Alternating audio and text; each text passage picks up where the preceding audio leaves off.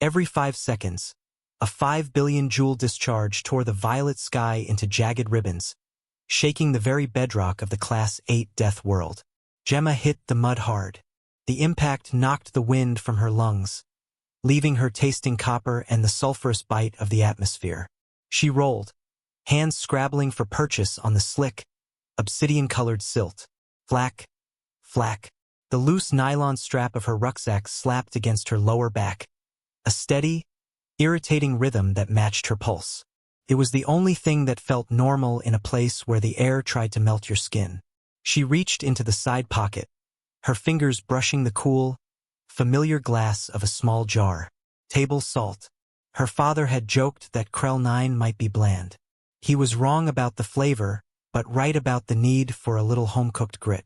You'll want to hear how that jar changed the fate of 60 people. Trust me, the ending of this survival log is a report the Academy still hasn't figured out how to file. 6 stories above the mud, in the shielded observation deck, Instructor Thran remained motionless. Only the frantic rhythmic grinding of his dorsal scales betrayed the pressure, a sound like a serrated knife on a wet stone. He gestured to the main screen, where 60 lights flickered like dying embers. The green hell of Krell 9 was doing its work. Statistically, 40 recruits would be unconscious within the hour. The other 20 would likely follow before the twin suns set. Kalmori logic dictated that survival was a matter of energy conservation. But as the first acid rain began to sizzle against the drop pods, Thran's eyes locked onto a single flickering heat signature that refused to dim. The rain started as a fine mist that smelled like burning vinegar. Gemma pulled her hood low, but a stray droplet found the bridge of her nose. It stung like a wasp, a sharp, localized heat that made her wince. She looked at her boots. The seals were holding, but the terrain was a vertical nightmare of jagged basalt and flash-flooding gullies, which meant the survival manual was a work of fiction. The manual suggested finding a cave and waiting for extraction. Gemma looked at the churning gray-green river forming at her feet and shook her head. She hadn't spent 18 years off-grid in the Alaskan bush to die in a hole while a perfectly good gravity-fed water system was being delivered from the sky. In the theater, the grinding of Thran's scales intensified. He tapped a command, bringing human candidate 09 into focus. A junior technician flicked a tongue in confusion at the data. On the main screen, the biometric readout for Gemma was anomalous. Her heart rate was high but steady. Yet her core temperature wasn't dropping. In fact, it was surging. Candidate 09 is failing to enter dormancy, the technician noted, his voice strained. The thermal output is exceeding safety parameters for standard terrestrial life. Thran said nothing, his gaze fixed on the screen. He knew the files. Humans originated from a world with 1,500 active volcanoes. They were conditioned for extreme thermal flux. While other species huddled to preserve warmth, human biology was a walking nuclear reactor wrapped in soft skin. Crackle. Hiss. Then the sky fell. A massive electrical discharge struck a nearby basalt spire, sending a shower of molten rock into the valley. Gemma didn't run.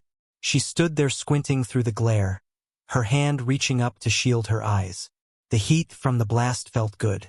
Her shivering, which had been a low-level vibration since the drop, stopped completely.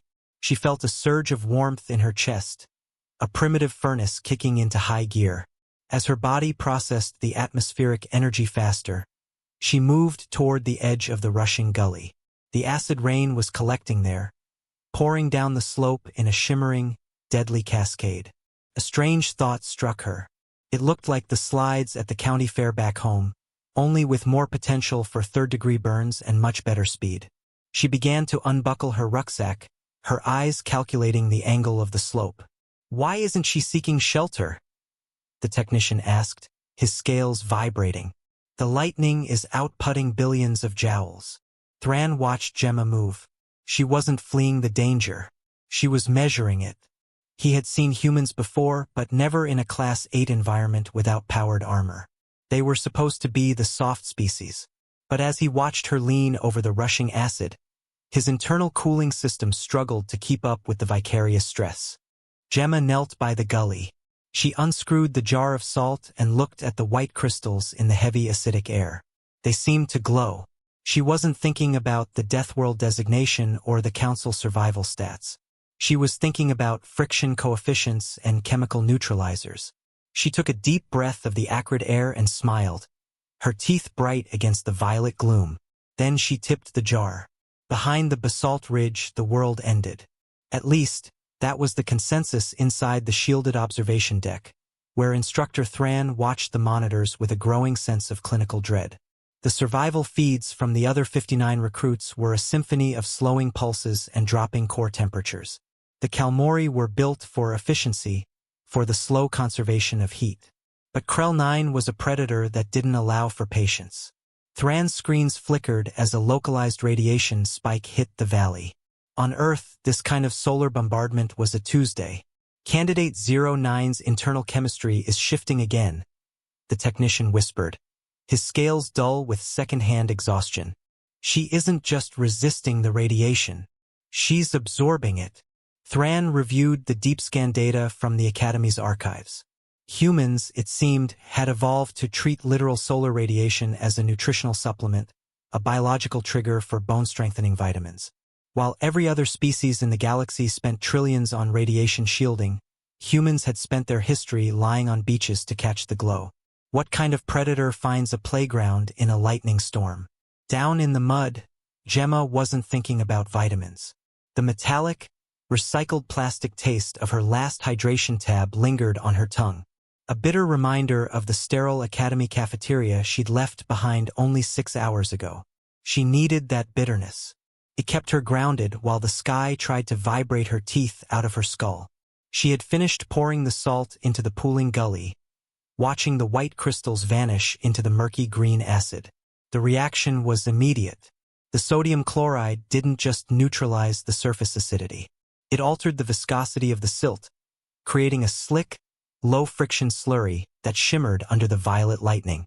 Gemma looked at the steep 200-yard drop that led directly toward the secondary drop zone, where the other recruits were currently freezing to death. She jumped. It worked. While the other recruits huddled in the shadows of the drop pods, their cold-blooded metabolism slowing to a crawl in the face of the Class 8 atmospheric chill, Gemma was busy calculating the sheer kinetic potential of the gravity-fed runoff. She viewed the deadly landscape not as a grave, but as a series of fluid dynamic opportunities. She was a blurring streak of orange survival fabric, hurtling down the gully at 40 miles per hour. The neutralized acid sprayed around her like sea foam. She wasn't screaming in terror. She was leaning into the turns, using her heels to steer against the basalt walls. Thran stood up, his scales grinding so loudly the sound echoed off the observation glass. He watched the human collide with the secondary drop zone. She didn't come as a survivor seeking help. She came as a tidal wave. Gemma hit the bottom of the slope, rolling into the soft, salt-crusted silt at the feet of a dozen shivering Kalmori cadets. They looked at her with wide, unblinking eyes, their scales turning a sickly translucent gray from the cold. "Is that supposed to hurt?" Gemma asked, brushing a layer of neutralized acid off her shoulder. She looked back up the glowing, violet-lit slope with a look of genuine disappointment. "Because back home, we have to pay $20 for a ride that short. You guys really need to lighten up. The water's fine." 2 cadets shared a look of pure, unadulterated horror. They were watching a creature that had just used a Class 8 extinction event as a waterslide. They quietly vowed, right then and there, never to volunteer for a rotation on any world that shared a border with human space. Thran's display flashed a final red-lettered warning as the electrical storm peaked, outputting a discharge of 5 billion joules. The human didn't flinch. She just stood there, her heat signature burning like a small star in the center of the darkness. The rescue ships arrived 3 hours later. They found 60 recruits alive, all of them clustered around a massive steaming reservoir Gemma had carved into the rock, using the storm's own runoff to keep them warm. The Academy's final report was brief.